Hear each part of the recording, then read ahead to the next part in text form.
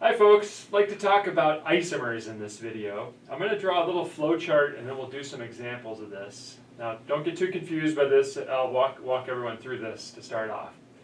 So if you're comparing two molecules and you want to identify whether they're isomers or different types of isomers, here's a basic way you can kind of go through that. First off, you want to ask the question of the two compounds, do they contain or do they have the same molecular formula? So same number of carbons and hydrogens and oxygens and so on.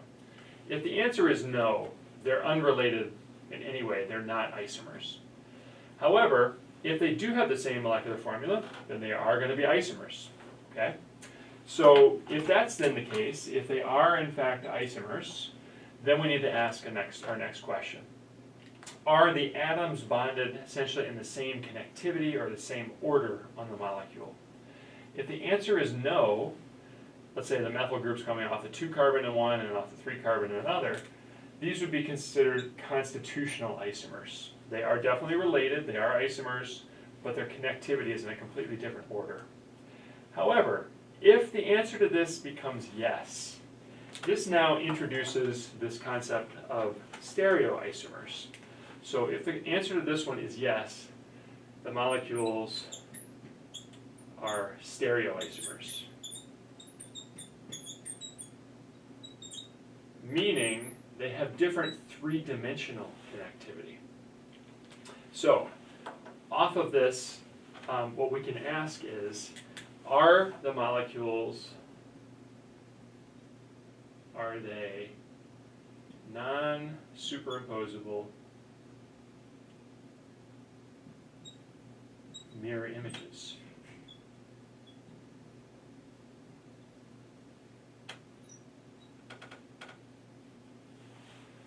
Okay, so if these molecules are in fact non-superimposable mirror images, then we know those are what are called enantiomers.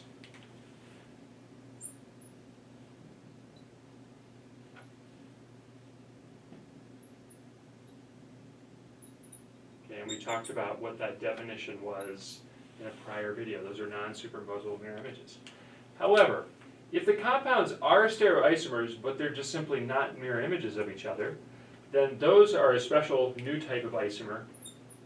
We'll just say no. These are called diastereomers. Okay, now in the next section, I'll draw some of these out.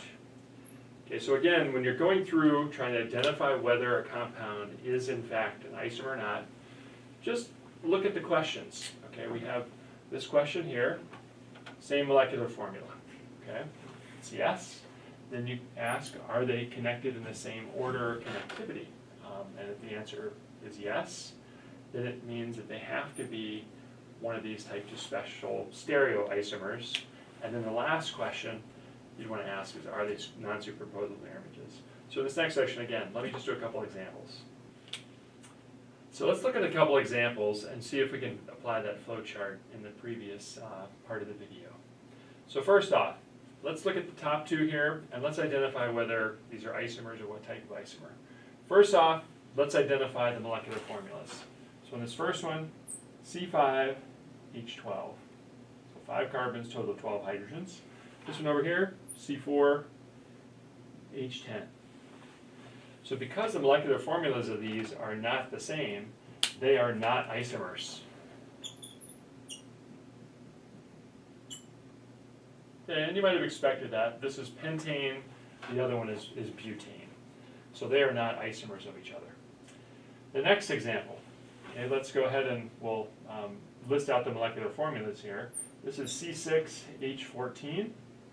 This one is also C6H14. So they are related in the fact that they have the same molecular formula. So that answer to that question is yes. Now we have to ask, is the connectivity the same? So if I look at this one, okay, this would be called 2-methylpentane, whereas this one would be called 3-methylpentane. So the connectivity order is slightly different. So these two would be related as constitutional isomers.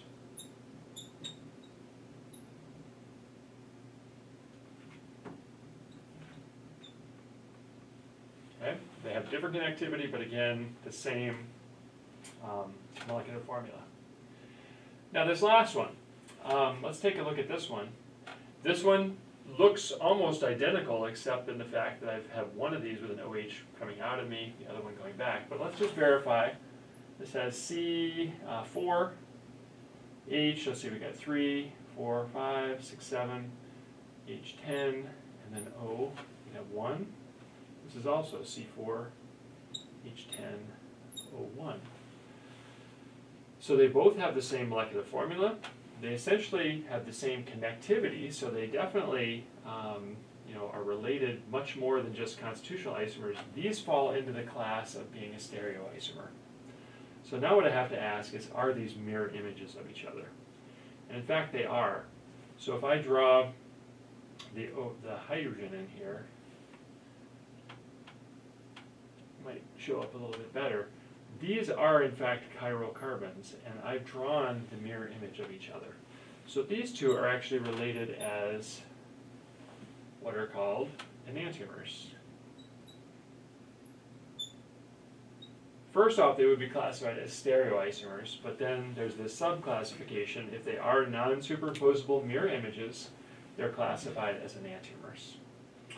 Okay, so this, again with the flow chart, coupled with now some examples, gives you a little picture of how you would identify these types of molecules. Now I haven't done the example of the diastereomer. I'm going to hold off until we get into our carbohydrate section to show some of those. But definitely get some more practice at identifying whether compounds are isomers, constitutional isomers, stereoisomers, and then possibly enantiomers, diastereomers. All right, good luck, guys.